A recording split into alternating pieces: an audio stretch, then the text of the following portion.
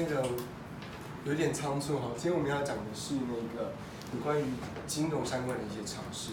那为什么会讲到这一些？其实最主要是因为我们在去做市场调查的过程之中，又或者是我们在去跟客户谈 case 的过程之中，客户一定会或多或少提到这些东西。或多或少会提到。那但如果我们在跟客户提到之前，我们就已经知道这些东西的话，在跟客户沟通起来的时候，就会比较了解状况。好，比方说我是一个可能投资股票是一个很厉害的人，可是如果你对股票就是一无所知的时候，这时候他就可能对于股票有一些想法，你就第一个是没办法跟他讨论，第二个是他如果就是比较，他是如果比较会就是说对于这些风险。这些商品可能会有过分期待的时候，你也不知道去怎么跟他做讨论。那如果我们可能秉持就是，我们要卖的是储蓄险，然后我们就是跟他讲储蓄险的好，然后但是股票部分我们不是那么清楚，就变成是知己不知彼，那对方就觉得其实不是很懂他。所以今天我们就会就这些东西，除了我们比较常见的一些非风险性的商品之外，有关于风险性商品，我会让你知道他们是怎么去做运作的，为什么要这样做运作。好，那首先要先把就是商品的部分大概是两个，一个是非风险性商品，一个是风险性商品。非风险性商品，它本身是不会造成任何亏损的，所以它的风险是零，它没有任何的风险。OK， 所以不可能所以它会不会侵蚀到本金？有钱如果放里面，会不会钱越来越少？不会，不可能。好，那。所以但是它的平均报酬的部分就会比较低一些。以活存来说的话，目前活存的利率非常低，基金利率。以定存来说的话，定存目前的利率，中华你知道吗？大概多少吗？大概都是差不多1.几%。对，谢谢1.，现在好像1.04还1.07。1.7。也就是说，我100万放在里面，1年之后我再拿出来只有就是1万块的利息。OK。那储蓄险的话，目前比较高一些。如果是用美金的话，还有机会到3.7%。如果是台币的话，大概是2%多。OK， 那为什么美金跟台币会有这么大的一个落差？其实最主要是因为他们可以投资的标的不一样。台币的话，你只能在投资台币，比方说台湾的政府公债。那台湾的景气算好还是不好？比较不好嘛。所以我们能够取得的报酬也有限。那因为美国他们市场比较热络，所以如果一样是投资政府公债，投资美国的话，那当然可以调到报酬比较高。那什么是政府公债呢？就是政府现在缺钱，需要跟人民借钱，所以就是政府就发了一个债券，就是说我现在你借我100万，我到期的时候我会还你103万4千块，这就是债券，只是由政府来发行，就叫政府公债。OK， 那债券只有一个担心，就是担心它会不会倒闭。如果它不会倒闭的话，其实这个债券它还可以兑现。那政府会不会倒？我们认为政府是不会倒的。在这样的前提之下，所以在政府公债是我们就是在保守型商品中，它最安全的。那为什么我们为什么不直接去买美国政府公债就好？为什么我要透过买储蓄险这个方式来做处理？原因是因为政府公债他们一次投入要非常大笔，他们的大笔可能是就几千万美金再去做投入一张政府公债，所以我们没有办法做到这样的事情，所以我们只能够仰赖其他的管道，比方说透过基金公司，透过就是保险公司去做购买，所以这是非风险性商品。到这边 OK 吗 ？OK， 好。很快的，我们就进到风险性商品。风险性商品有3个，帮我把这个先翻进一页。风险性商品有3个：基金、股票跟期货选择权。OK， 那这些或多或少都有听过。舅妈，你有玩过哪几种吗？我就买基金很少，都是大概都是股票啊，期货选择权。期货从来没有。你应该这3个都没有。没有。好，那我先讲一下什么是股票，因为这3个东西股票最直觉。股票的意思就是指说，比方说我今天是，那个叫国泰永鸿海，现在 iPhone 不是要出了最新的一代了吗？那它现在每一年的苹果是不是上市都是几千万只在起跳的，对吧？那如果它这个时候要生产一个元件，我需要大量的订单，我这订单发下去给别人做，可是如果这个厂商他想要吃大量的这个订单，他是不是要有很多的原料设备，要有设备，然后又要有原物料，又还有人力，对不对？那这他可能只有一间厂房，他可能只能够吃50万只。可是他如果今天要变成是500万只，等于是他原本的规模要扩增成是9，原本的多出来9倍嘛，等于是10倍了。那这时候他没有，这时候他遇到一个最大的问题是什么？没有那么多的钱去扩充这些设备。打个比方，我如果将要开一家饮料店，我是不是要先自备300万，然后才能去开一个饮料店，然后再慢慢回收，对不对？所以我前面那个300万怎么来？股票的意义就是指说，好，我今天就发行了一个东西，叫做股票。那这个股票发行出去了之后，你要来跟我，你可以花钱来跟我买。假设说我这张股票，它的股票的那个单位是这样子，一张叫做1000股。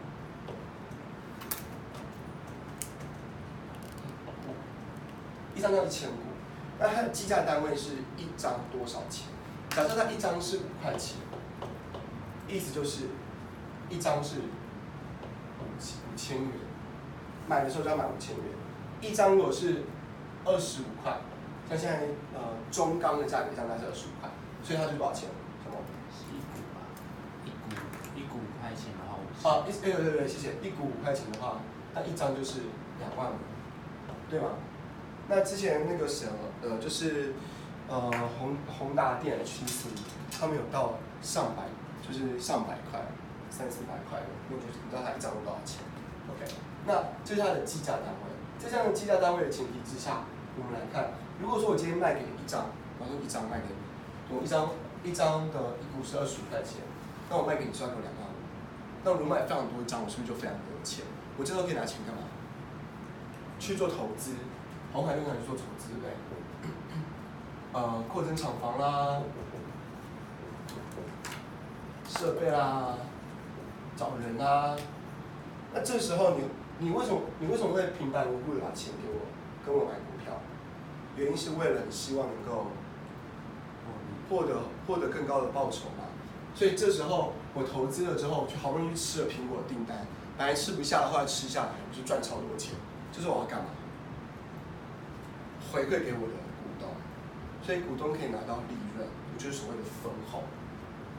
这钱回来，钱回来鸿海之后，鸿海要再把钱拿回去给股东。那分红就有2个方式，一个是我直接把钱分给你，这个叫配息，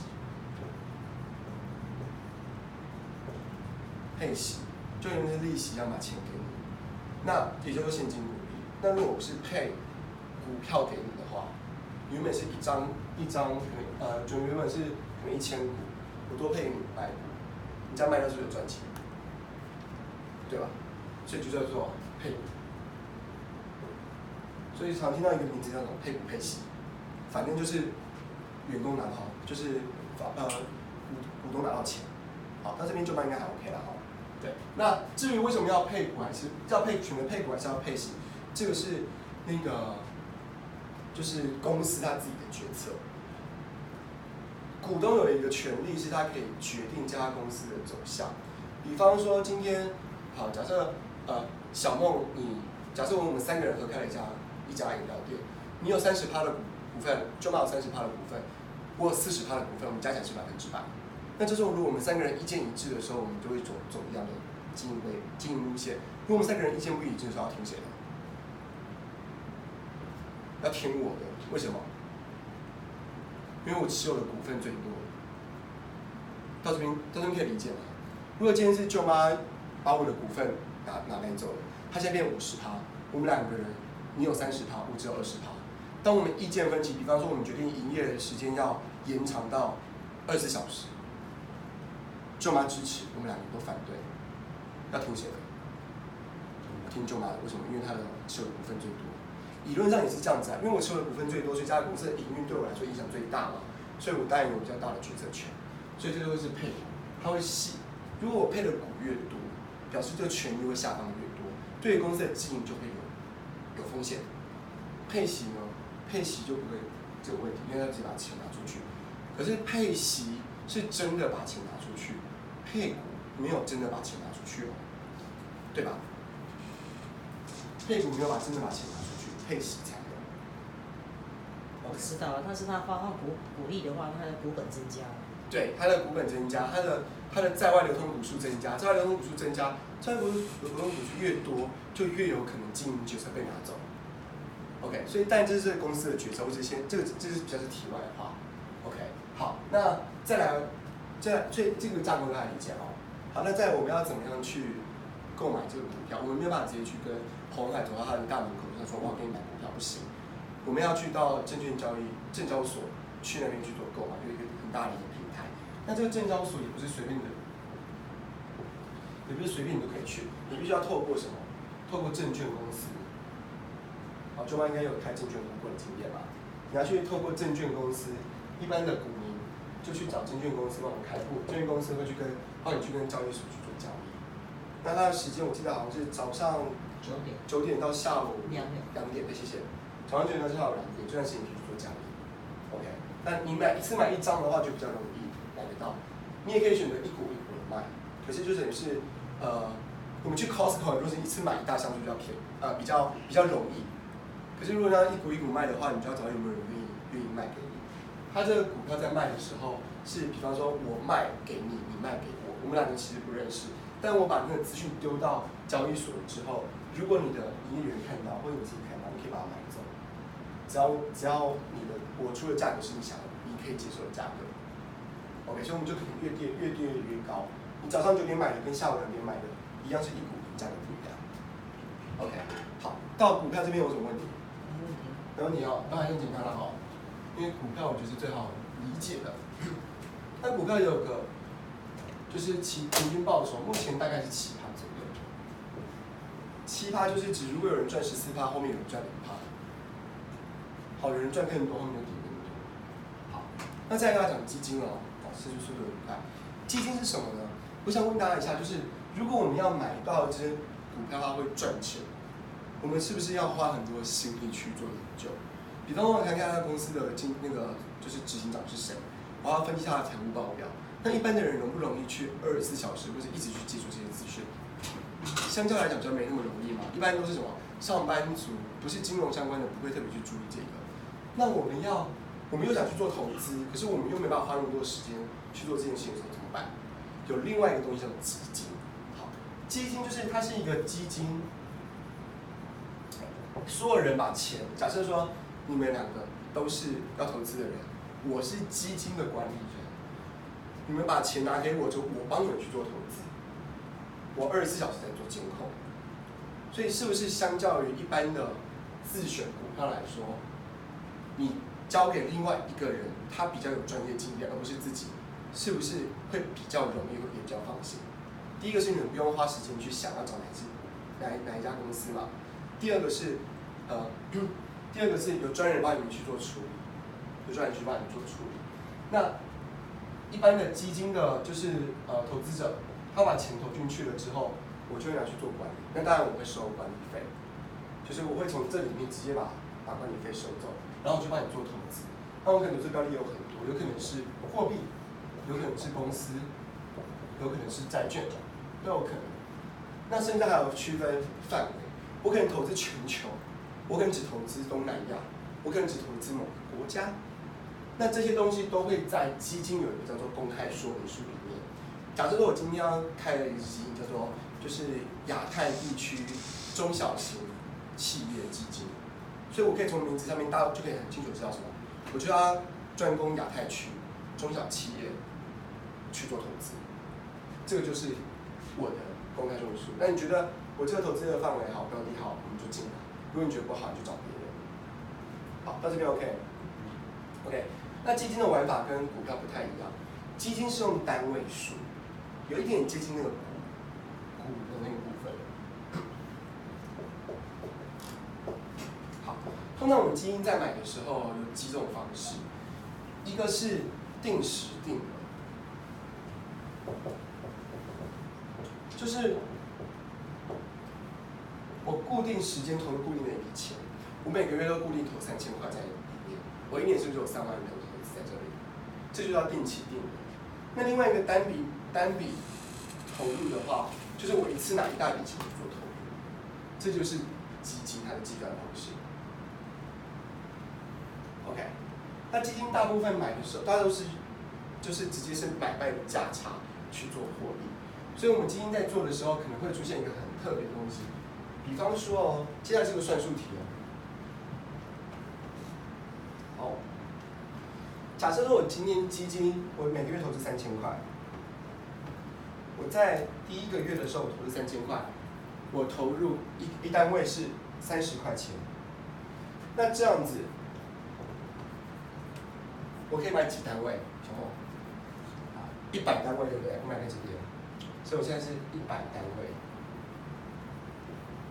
OK， 那这时候我如果第二个月再投资3000块，就它跌得很夸张，它跌到剩10块钱，我可以买几单位？300，对不对？好，这样子我总共有几单位？我有400单位。如果我只投资第一个月，我的成本是不是一单位是30块？可是如果我再加上第二个月的时候，我成本大涨下来，因为它跌了，可是我买单位数也多了，就是我买了400单位，我平均成本是多少钱？帮我算一下，20，对吧？为什么？因为我花了6000块，总共拿到400单位，20，15，对。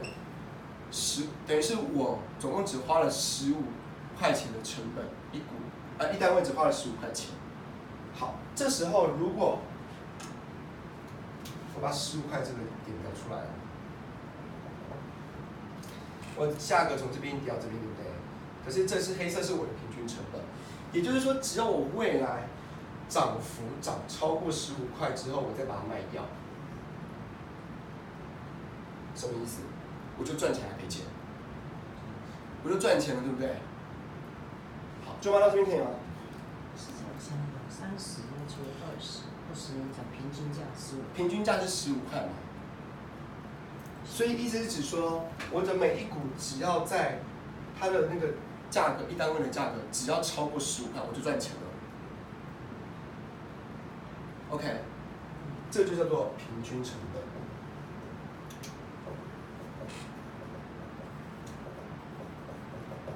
那个基金有这个特性，所以基金不是只有它一路上涨会开心哦，它跌了也怎么样？也开心，为什么？因为它是用摊平成本的概念去进行。OK， 所以这就是基金的特性。好，就挖到这边 OK 哦。好，你算一下，就挖到这边 OK。那所以基金应该要抓的重点应该是，我这个投资标的是不是方向是正确的？只要是方向是正确，它中间未来一定有可能有高有低，对吧？高低重不重要？一点都不重要，为什么？涨了我卖掉就赚了，这是很正常的。跌了呢，我成本被摊平了，这就是基金的特性。基金就是涨也开心，跌也开心。大家只要抓一个重点，就是方向是正确的。方向不正确，当然什么都不用谈。方向正确。你就不用管投资的获利 ，OK？ 那基金的投资平均报酬大概是3%到4%左右。我讲这只是个大概啊，当然也有基金是什么涨8%的啊，那个就不是我们讨论的，这讨论只做平均。那期货跟选择权又更难了。期货跟选择权是什么？比方说，这个东西是从以前农业社会所转变过来的。比方说现在。我可能假设说，小梦是个农夫，你假设你要种葡萄长周期是6个月，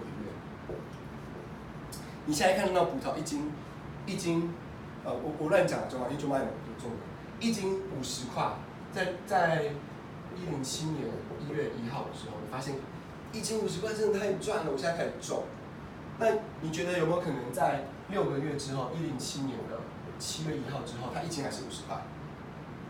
没有嘛，它可能涨或跌嘛，涨了干嘛？超爽。可是如果跌了呢？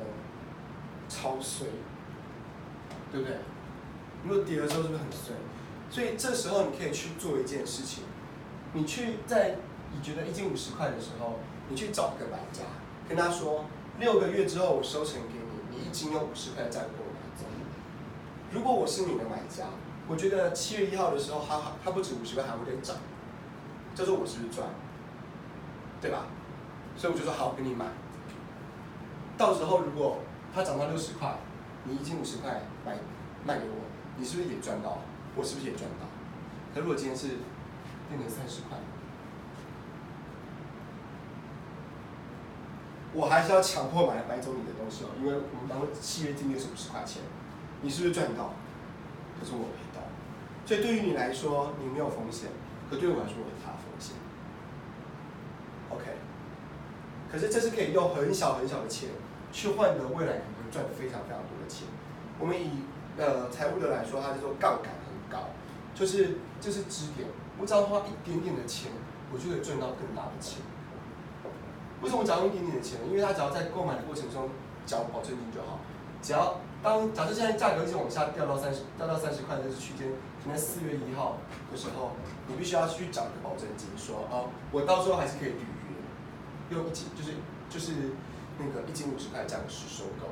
你只要一直不缴保证金，到最后就是这个东西就是你就不算违约。所以它的杠杆很小，报酬率很高，所以它的报酬率就是不一定。OK， 那当然风险来说的话，这个风险是最高的。OK， 那以上是今天跟大家讲的一些财经上面的小常识。那最主要是在股票跟基金中，因为大部分的人都会听到这两个，所以你一定要知道这两个它的运作模式是如何。那如果他跟你讲说，我去买了台积电，我觉得你知道吗？一张真的很贵的时候，你能不能知道什么叫一张？他说他现在50张，到底算是厉害还是不厉害？你可以有那个 sense 在。OK， 大家跟你讲说那个基金就投资报酬率太慢的时候，你可以怎么说？风险不一样，本来投资报酬率就是收益本来就不一样。OK， 好，到这边可以吗 ？OK， 那我们现在只是先做名词定义哦，这些都只是基本功。如果连这个东西都谈不下去，都不知道的话，没有办法让对方知道后续为什么储蓄险或是投资基金对客户的帮助是什么。好，那以上就是我们的金融常识的部分。OK， 好，那我们就到这里。